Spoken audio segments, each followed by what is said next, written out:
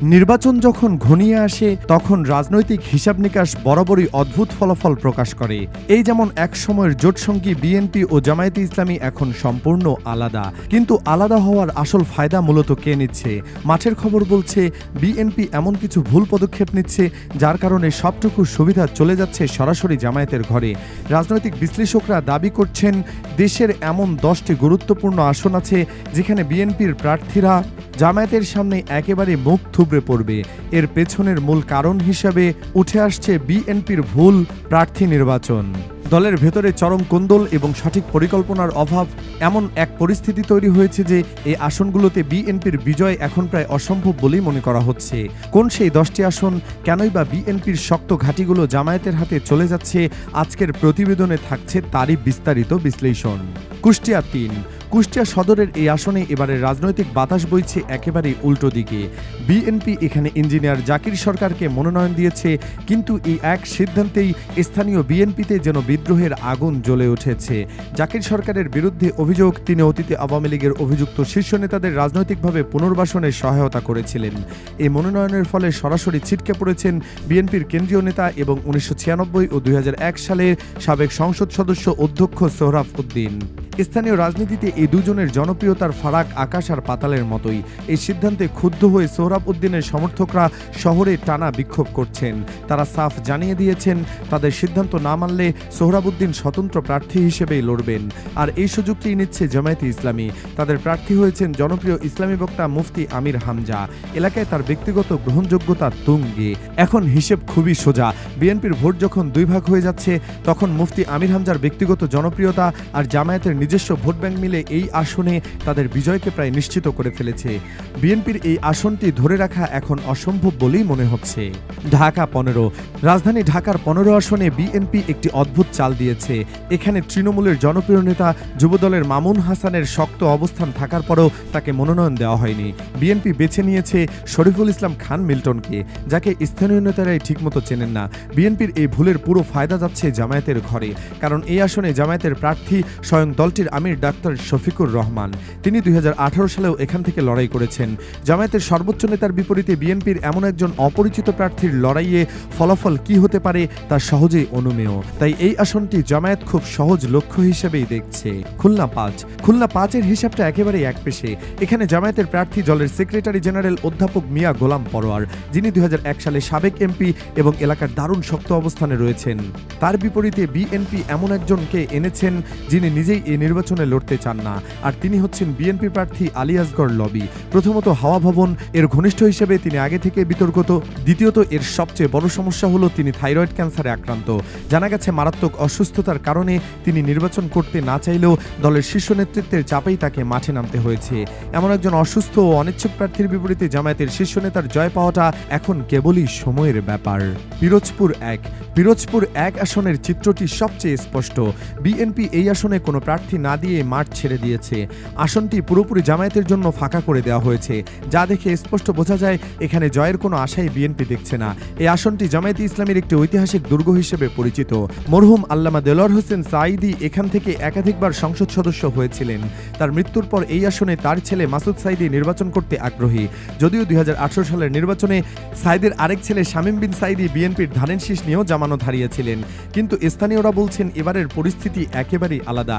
বাবার জনপ্রিয়তা আর জামায়াতের সাংগঠনিক শক্তির উপর ভর করে মাসুদ সাঈদী এবার খুব শক্ত প্রতিদ্বন্দ্বিতা গড়ে তুলবেন।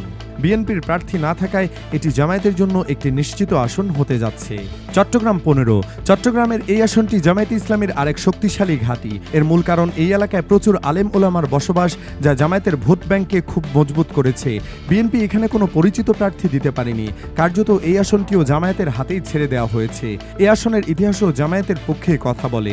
চট্টগ্রাম মহানগর জামায়াতের আমির শাহজাহান চৌধুরী এবং আরেক প্রভাবশালী নেতা শামসুল ইসলাম অতীতে এখান থেকে সংসদ সদস্য নির্বাচিত হয়েছিলেন। এমনকি 1991 সালের নির্বাচনে শাহজাহান চৌধুরী আওয়ামী লীগের হেভিওয়েট প্রার্থী আখতারুজ্জামান চৌধুরী বাবুকে পরাজিত করে সাড়া ফেলে দিয়েছিলেন। ধারণা করা হচ্ছে এবারও শাহজাহান চৌধুরী জামায়াতের প্রার্থী হচ্ছেন। এই পরিস্থিতিতে আসনটি জামায়াতের জন্য একটি সহজ লক্ষ্যবস্তুতে পরিণত হয়েছে। বিএনপি প্রার্থীর পক্ষে এখানে ন্যূনতম প্রতিদ্বন্দ্বিতা তৈরি করাও কঠিন হয়ে দাঁড়িয়েছে। জয় পাওয়ার কথা তো ভাবাই যায় না, ফলে জামায়াতের জন্য এটি আরেকটি নিশ্চিত জয়ের পথ তৈরি করছে। চট্টগ্রাম 14। চট্টগ্রামের আরেকটি গুরুত্বপূর্ণ আসন চন্দনাইশ, অর্থাৎ চট্টগ্রাম 14। বিএনপি এখানেও কোনো প্রার্থী দেয়নি। আসনটি জামায়াতের ইসলামের প্রার্থী ডাক্তার শাহাদাত হোসেনের জন্য পুরোপুরি উন্মুক্ত। ডাক্তার শাহাদাত হোসেনের পরিচিতি শুধু রাজনৈতিক নেতা হিসেবে নয়, তিনি তার সামাজিক কর্মকাণ্ডের জন্য সাধারণ মানুষের কাছে অবিশ্বাস্য জনপ্রিয়। তিনি দীর্ঘদিন ধরে চন্দনাইশ উপজেলায় বিনামূল্যে চক্ষু চিকিৎসা সেবা দিয়ে আসছেন। হাজার হাজার মানুষের বিনামূল্যে চোখের অপারেশন করিয়ে তিনি সাধারণ ভোটারদের হৃদয়ে জায়গা করে নিয়েছেন। তার এই নিঃস্বার্থ সেবার কারণে তৈরি হওয়া ব্যক্তিগত ইমেজ এবং জামায়াতের নিজস্ব সাংগঠনিক শক্তির সমন্বয়ে এই আসনে তার বিজয়কে প্রায় নিশ্চিত বলেই মনে করা হচ্ছে। কুমিল্লা 11, অর্থাৎ চৌদ্দগ্রাম আসনে জামায়াতে ইসলামী একটি বড় চাল দিয়েছে। যদিও 2008 সাল থেকে আসনটি আওয়ামী লীগের দখলে, কিন্তু জামায়াত এবার আসনটি পুনরুদ্ধারে মরিয়া। এখানে তাদের প্রার্থী দলে নায়েবে আমির ডাক্তার সৈয়দ আবদুল্লাহ মোহাম্মদ তাহের। তার রাজনৈতিক প্রোফাইল অত্যন্ত শক্তিশালী। 2001 সালের নির্বাচনে তিনি এই আসন থেকেই 67% ভোট পেয়ে নির্বাচিত হয়েছিলেন। সম্প্রতি জামায়াতে ইসলামী এখানে তাদের সাংগঠনিক শক্তি ব্যাপক হারে বাড়িয়েছে। অন্যদিকে বিএনপির কামরুল হুদাকে মনোনয়ন দিলেও দলটি মারাত্মক অভ্যন্তরীণ কোন্দলে জর্জরিত। স্থানীয় বিএনপিতে যখন কোন্দলের আগুন জ্বলছে, ঠিক সেই সুযোগে ডাক্তার তাহিরের ব্যক্তিগত জনপ্রিয়তা জামায়াতকে এই আসনে জয়ের দৌড়ে কয়েক ধাপ এগিয়ে দিয়েছে। পটুয়াখালী 2। পটুয়াখালী 2 আসনের রাজনৈতিক চিত্র বেশ কৌতূহল উদ্দীপক। বিএনপি দেশজুড়ে তাদের 291 জন প্রার্থীর তালিকা প্রকাশ করলেও এই আসনটি কেন ফাঁকা রাখা হলো তা নিয়ে রহস্য তৈরি হয়েছে। রাজনৈতিক মহলে জোরালোভাবে ধারণা করা হচ্ছে এই আসনটি মূলত জামায়াতে ইসলামের আমিরের জন্যই রাখা হয়েছে। এই আলোচনা আরও গতি পায় যখন জামায়াতের কেন্দ্রীয় নেতা ডক্টর শফিকুল ইসলাম মাসুদ তার ফেসবুক পেজে পটুয়াখালী 2 ইনশাআল্লাহ দাড়িপাল্লা লিখে পোস্ট করেন। পোস্টটি খুব দ্রুতই চারদিকে ছড়িয়ে পড়ে। ঐতিহ্যগতভাবে এই আসনে আওয়ামী লীগের অবস্থান বেশ শক্ত এবং বিএনপি এখান থেকে জিতেছে মাত্র 2 বার, কিন্তু এবারের চিত্রটি একেবারেই আলাদা। বিএনপি সরাসরি মাঠে না থাকায় এবং জামায়াতের একজন শক্তিশালী প্রার্থী আসায় এই আসনের ভোটের সমস্ত সমীকরণ ওলটপালট হয়ে যেতে পারে। মেহেরপুর 2। মেহেরপুর 2 আসনে বিএনপি নিজেদের মধ্যে আগুন লেগেছে। দলটির এমন একজনকে মনোনয়ন দেওয়া হয়েছে যিনি দীর্ঘদিন ধরে রাজনীতির মাঠেই ছিলেন না। তৃণমূলের মতামতকে উপেক্ষা করে এই সিদ্ধান্ত নেওয়ায় স্থানীয় নেতাকর্মীদের মধ্যে তীব্র ক্ষোভ দেখা দিয়েছে। এই আসনে মনোনয়ন থেকে বঞ্চিত হয়েছে জেলা বিএনপির সভাপতি জাভেদ মাসুদ। তার অনুসারীরা এই সিদ্ধান্তের প্রতিবাদে শহরের রাস্তায় টায়ার জ্বালিয়ে বিক্ষোভ প্রদর্শন করেছে। তারা সাফ জানিয়ে দিয়েছে যদি প্রার্থী পরিবর্তন করা না হয় তবে তারা একযোগে জামায়াতের প্রার্থীকে ভোট দেবেন। বিএনপির এই চরম অভ্যন্তরীণ কোন্দলের পুরো সুবিধাটাই যাচ্ছে জামায়াতের ঘরে। তাদের প্রার্থী সাবেক উপজেলা চেয়ারম্যান মোহাম্মদ নাজমুল হুদা। বিএনপির এই আত্মঘাতী সিদ্ধান্তের ফলে জয়ের ব্যাপারে দারুণ আশাবাদী হয়ে উঠেছেন তারা। পিরোজপুর 2। পিরোজপুর 2 আসনে বিএনপি বাজি ধরেছে সাবেক মন্ত্রী নুরুল ইসলাম মঞ্জুর ছেলে আহমেদ সোহেল মঞ্জুর সুমনের উপর, কিন্তু মাঠের বাস্তবতা তার জন্য বেশ কঠিন। এই আসনে তার মূল প্রতিপক্ষ আল্লামা দেলোয়ার হোসেন সাঈদের মেজ ছেলে শামীম সাঈদী। পিরোজপুর 1-এর মতোই এই এলাকাতেও সাঈদী পরিবারের ব্যাপক জনপ্রিয়তা রয়েছে। বাবার সেই জনপ্রিয়তাকে পুঁজি করে শামীম সাঈদী নির্বাচনী মাঠের প্রধান আকর্ষণে পরিণত হয়েছেন। এই অসামান্য পারিবারিক প্রভাবের সামনে বিএনপির প্রার্থীর অবস্থান বেশ নড়বড়ে হয়ে পড়েছে। ফলে রাজনৈতিক বিশ্লেষণে এই আসনটিও শেষ পর্যন্ত জামায়াতের দখলেই চলে যাওয়ার সম্ভাবনা প্রবল। এই 10টি আসনের চিত্র থেকে একটি বিষয় পরিষ্কার হয়ে উঠছে, জোট ভাঙার পর রাজনৈতিক হিসাব ছিল একরকম, কিন্তু মাঠের বাস্তবতা দেখা যাচ্ছে ভিন্ন।